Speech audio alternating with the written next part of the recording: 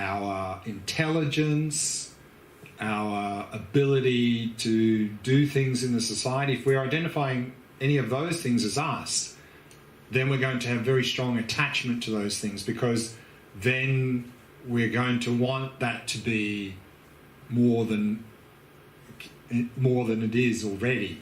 And so then we can have this situation of having this strong craving and attachment for our position in society, because we wrongly identify ourselves as that. Is that the question, or is there more to the question? Yeah. This is going to come up in a little bit more deeper way when we go into the Vipassana section on day 9. So we'll look at that in a little bit more deep way then. Anything else? Yeah. I think in Western psychology there's a notion of having basic human needs, like the need to be seen and understood, and safety and food. Sure. How do those fit into your attachment?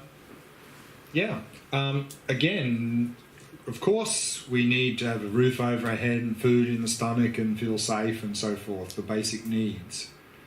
The key here again is our perspective of those things. If our perspective is those things, those external things are the source of my happiness, then we're going to have strong craving and attachment for them. And that's where we're going to end up in difficulties. So if we can, again, shift that world view to the view of happiness coming within, that doesn't mean we neglect these things in life. It's not like that we neglect to take care of ourselves. Because we need to take care of ourselves if we want to strive for genuine happiness. But then we're going to have a healthy perspective of those things. And we'll take care of them as a basis, as a support for striving for genuine happiness, rather than getting caught up in those things and seeing that those things are the source of my happiness and therefore I need more of those things. And then we get into difficulties. So it's not like one or the other. It's just having a healthy perspective of those things, and then we can take care of them without them becoming a big issue, a big problem. Anything else anyone would like to bring up? Can you explain about the airway? About? The airway that we have. I didn't catch the word. The what, I mean, sorry? איך אומרים נתיב אוויר? נתיב אוויר יוצר לנו... Airway. What do you mean by airway? You mean the... Yeah, the airway that we have from here down. You're talking about the lungs, or you're talking about subtle energy? No, all the airway that we Airway. open. Airway. Channels. Channels. Okay. Channels, of course, is way beyond the scope of this retreat, because channels is something we just talk about in the level of practice called Tantra or Vajrayana. But at a very simple level here, we can say that now our subtle energies are really completely out of balance, and that particularly doing this shamatha practice, what's happening is that as we're balancing the mind, those subtle energies start to balance. And that balancing can cause all sorts of experiences, physically and mentally, that you can have very pleasant experiences coming up. You can have like a blissful flow of sensations in the body. You can feel like your body's floating. You can feel like your body's very big, very small, no body sensation. You can feel like you're going out of your body. You can have all sorts of strange experiences in the body. You can even have some quite unpleasant experiences in the body. And the general recommendation is, of course, not to make a big deal out of these experiences, because they're just a side effect of the balancing of subtle energies, and just to keep to the practice. And these experiences, they'll come and they'll go, and they'll come and they'll go. So here at this level of practice, we're not directly working with subtle energies. As a side effect of what we're doing, subtle energies will balance, but we're not actually specifically focusing on them in this level of practice. That's something we only do in Tantra and Vajrayana level of practice. So we need to be very careful that we don't mix these sorts of practices together. And if we're going to directly work with subtle energies in the body, we really need to have a very good basis before we begin such work. And also we need to have a highly qualified teacher who's very much experienced in this sort of work and who can guide us very closely. So this is not something that we would really dabble in and play around with on the basis of reading a few things in a book. That's not a very good thing to do, because probably nothing will happen because we don't have enough experience, or we may have just enough experience to be able to do something, but it'll be out of control, and then actually we'll just make the situation worse. We can, if we don't work with subtle energies in a controlled way, they can really get worse, more unbalanced, and that can have a very negative impact on the mind in a lot of psychological disturbances. So this is not something really to play with, but if we have already a certain level of practice and we have a qualified teacher who's very skilled in that, then they can guide us very closely. Another good. In Shamatha, when we breathe, and daily, I take it daily, today on the walk, my boss scream on me, begin to scream. If I walk in Shamatha, what is giving me? I didn't understand the question. When he scream, I do Shamatha. So the question is, Or your boss is screaming at you, and then what? My boss scream on me. Yeah.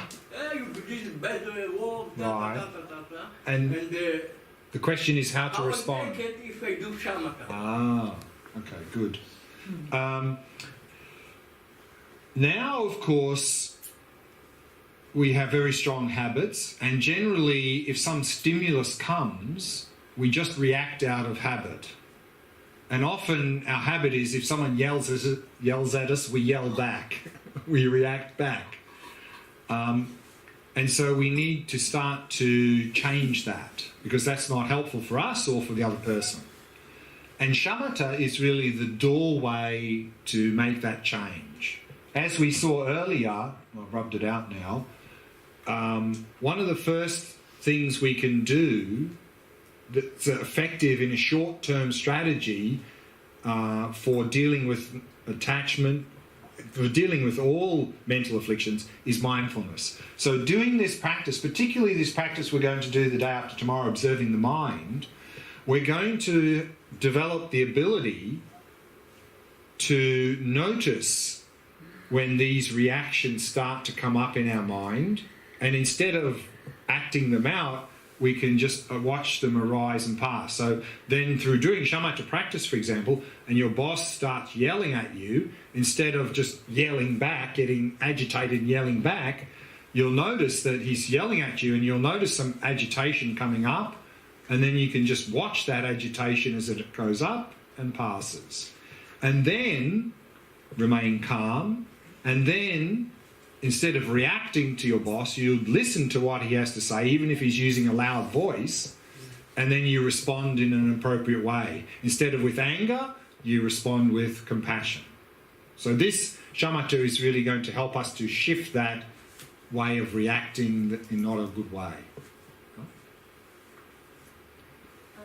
Can you say a few words about tomorrow we're going to work with our nostrils? Correct. And you connected that to clarity. Right. Can you say a few words about that? Why Sure. focusing on nostrils will develop clarity? Sure. So what I mentioned earlier was that these three variations of the breath practice, the full body or the rhythm, that was particularly good for relaxation. The abdomen was good for stability, and the nostrils for clarity. And I mentioned that we are to cultivate them in emphasizing them in this order. But that doesn't mean that when we start by cultivating relaxation, we have to do full body or rhythm. And that when we go for stability, we have to do abdomen. And that when we work on clarity, we have to do nostrils. That doesn't mean that at all. It just means that each one of these is particularly suitable for that particular quality. So, for example, you could, from the very beginning, focus at the nostrils and cultivate relaxation, stability and clarity using the nostrils. Or you could use the rhythm of the breath to cultivate relaxation, stability and clarity. The particular reason why nostrils is good for clarity is two reasons. One is that we're bringing the attention up. So when we bring the attention down, that can help to reduce agitation down. And when we bring attention up, that can help invigorate the mind, meaning to overcome dullness. So that's one thing. And secondly is that it's a much smaller area of focus. It's a very tiny area here. So if we're only focusing on a very small area, we have to pay very close attention. And that's going to help with clarity. But I'm going to talk a little bit more about this idea of clarity tomorrow. But that's the short answer. So the opposite of clarity is dullness? Yeah, in the text it's usually described as laxity is the word that we see in the text. And the opposite of stability is... distraction, or excitement is the technical word there. So if my automatically it's to be dull, it's better for me to be here. Because I found it's very hard for me, to be honest, very hard to be Sure. If we're the sort of person that naturally becomes more dull, and what we're going to do a little bit later in the retreat, maybe even tomorrow, I can't remember what is coming later, is there are certain things we can do to help prevent dullness and distraction. And of course, one thing is the eyes. You know, if we're getting very dull, have the eyes open. If we're getting very agitated, have them closed. But there are other things we can do. But if we are sort of naturally falling into dullness, then yes, bringing the attention up can be very helpful. So focusing at the nostrils can be very helpful. If you're focusing down here, you may find that you're just getting very drowsy. But we're going through each one of them just to get to know what they are and practice. And then we as an individual can look at those and see, well, actually, you know, that doesn't really work for me because I'm very dull, I just get sleepy. Actually, that works much better. Or another person goes, well, that nostrils, that doesn't work, I just get really wired and agitated. Abdomen's much better for me. So that's then you can pick one of these that really is suitable for us as an individual. What the instruction about the eyes, the open eyes? Because I see that sometimes I become tired and it's closed, and if it's open too much, I can see a lot of things that's going in the room. Right. So. Okay. I'm going to talk much more about that when we talk about mind, but a short answer now is the general recommendation, again, is just to have them slightly open. Me personally, I find if I have them slightly open, they sort of flicker a bit, so I just have them more natural, just like that. That's fine. You don't have to have them like this, you know. You can have them just naturally open. And of course here is not ideal situation. You've got people in front of you moving, so if you have them open, your eyes sort of do this. But of course at home, we can control that. So what can be very helpful, see the thing is many of us, the sense that dominates is visual. Our visual sense dominates a lot of the other things, you know, for many of us. So if we're the sort of person where the visual sense dominates, then even at home, it's not a good idea to have anything in particular in front of you when you meditate, because you're just going to look at that. So rather, just have like a blank wall and have that in front of you. And also, if we're getting a bit agitated, what we can do is darken the room, even like completely dark. You know, if you're the sort of person naturally gets very agitated, then try meditating in a completely dark room. Then you can have your eyes open, there's nothing to look at, and works fine. Here, if you're having the eyes open, there's movement, and your eyes are sort of following the movement, then as a sort of temporary short-term measure, what you can do to help avoid your eyes doing this is pick a spot in front of you and have that as a little bit of an anchor point. I mean, we're not really looking at it, but if you can sort of anchor yourself there, at least your eyes won't sort of do this. So you can try that as well. Any other questions anyone would like to bring up?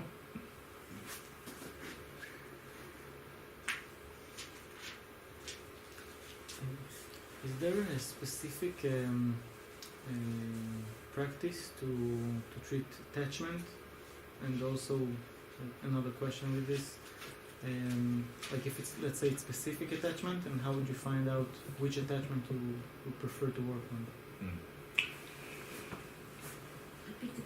The question is there a specific meditation for dealing with attachment? And if you had a specific, And how to know what in you're particular attached you're to. attached to? Yeah, okay.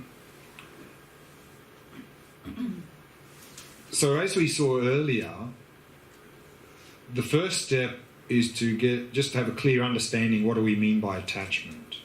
And so we tried to clarify what attachment really means here in this context. So we have an understanding of what it is. Then we can notice it. Because if we don't know what it is, we think, well, maybe that's attachment, maybe that, we're not sure. So if we have a clear understanding of what it is, then we can start to see it when it comes up. But again, to really be able to start to see our attachment and what we're attached to, we need mindfulness. Because otherwise, what happens now, of course, is some attachment starts to come, and like very quick, we're sort of caught up in it, and we're already reacting. And then it's a little bit difficult because our mind is already out of control.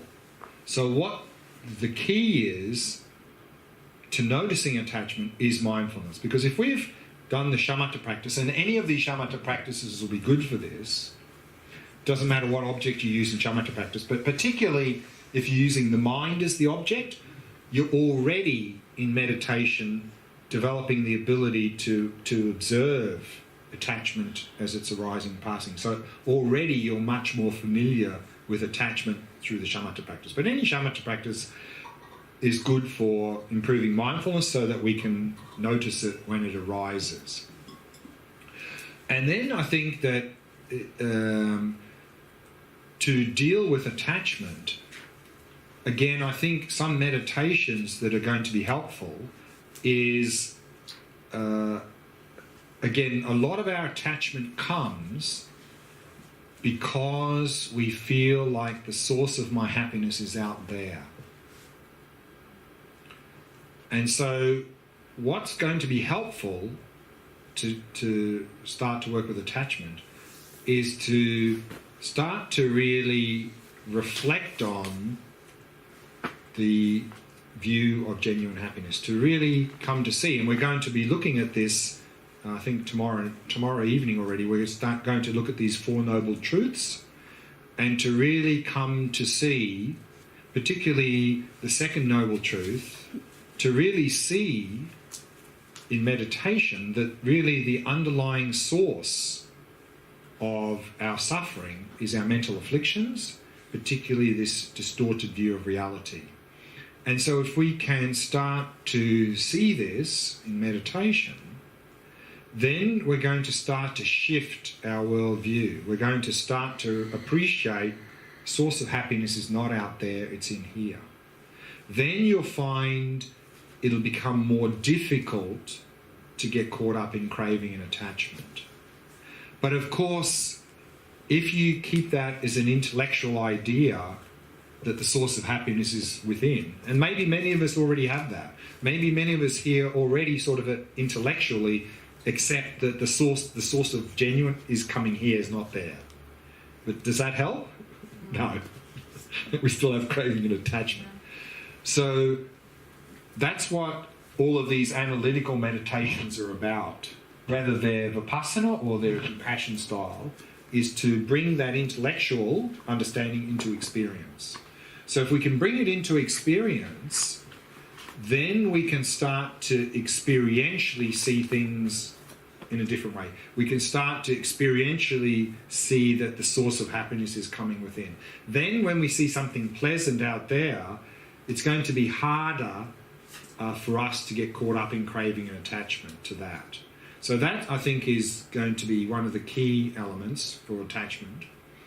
And then another thing that we didn't really talk about before, but I'll mention now, is again from the wisdom wing, and this is what we're going to look at a little bit in day 9, is again this idea of emptiness, this idea that there's no independent me, independent world. Because now, for example, when we look at these flowers here, and for us maybe they look attractive, it seems like the beauty's there. But is there any beauty there? Because if the beauty was there, it would mean everyone who looked there would have to see them as beautiful. But I'm sure not everyone in this room looks there and thinks they're beautiful. Some people maybe yes, some people think not so much, and other people may think actually they're quite ugly. So is some people right and some wrong? Or maybe there's no beauty there to be found in the object. And so then we can talk about this expression, beauty is in the eye of the beholder. But of course that doesn't mean we're just hallucinating the beauty. Beauty exists, but it's not there. And maybe some of us already intellectually accept that, the beauty in the eye of the beholder, but that's not really helping us in our daily life. Because when we see something attractive, attachment. So what we need to do is the Vipassana practice of emptiness to come to experientially see the beauty's not there. And then when we see something attractive in daily life, it's going to be very hard to develop attachment for it, because we'll see that the beauty's not there, and we'll enjoy the beauty more. It's a little bit like the analogy of a dream. Now in a dream, if we see something attractive in the dream, then often we have craving and attachment. But if we become lucid in the dream, meaning in the middle of the dream we realise, oh, this is a dream, then that thing we're attached to will still appear beautiful. But now because we're lucid, we will realise there's no beauty there. The beauty is a product of our mind. Which means if we're lucid and we see something attractive, we will enjoy that attractive thing much more, and it would be very difficult to have any craving and attachment for it, because we know, we can see directly there's no beauty. The beauties are being produced by our mind.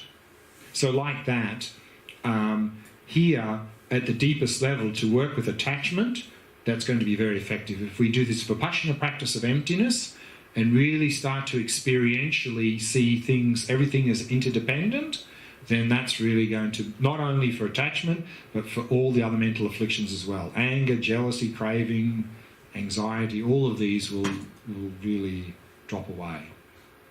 But we'll talk more about this on day 9.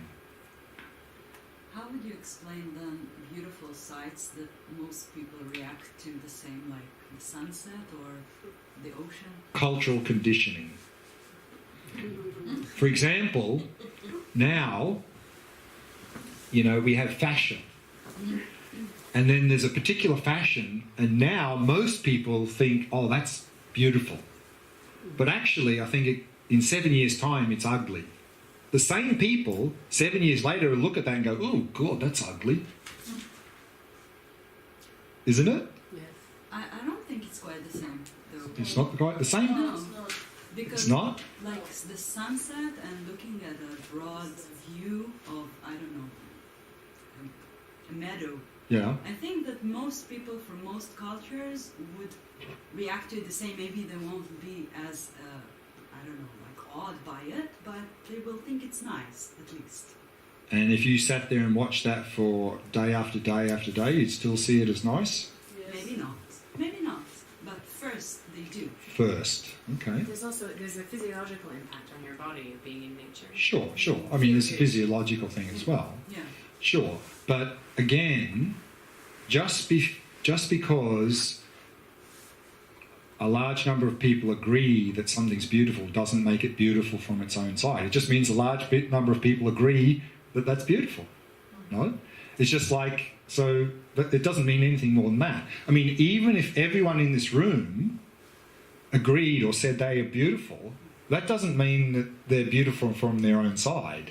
It just means we all agree that they're beautiful. And that can come from cultural conditioning, it can come from physiological matters, but all of these things, we just then see it as beautiful and we happen to agree that it's beautiful. And maybe because we all have similar physiology or something, or similar cultural conditioning, maybe every single one of us in this room says, yeah, they're beautiful. But that doesn't make them beautiful from their own side. It just means we all agree that they're beautiful, that's all. You did say beauty exists, only not there. Yeah. Not what- So, and we're going to talk more about this on day 9.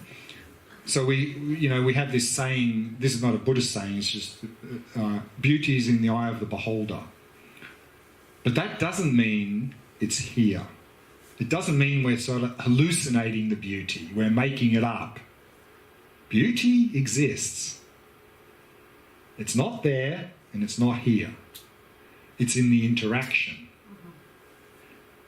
We have an experience of that flower and that creates the beauty. For us, for other people, they have an experience of the flower and that creates ugliness or neutral. So it's in the, and that's what it means by in the eye of the beholder. The beholder means someone who's experiencing the flower. That's where the beauty is, in the experience.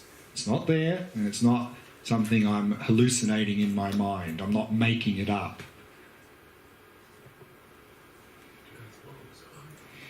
I was just wondering, like we're meeting this Tibetan culture through all this information, and But remember, all of this is coming from India. from India, okay.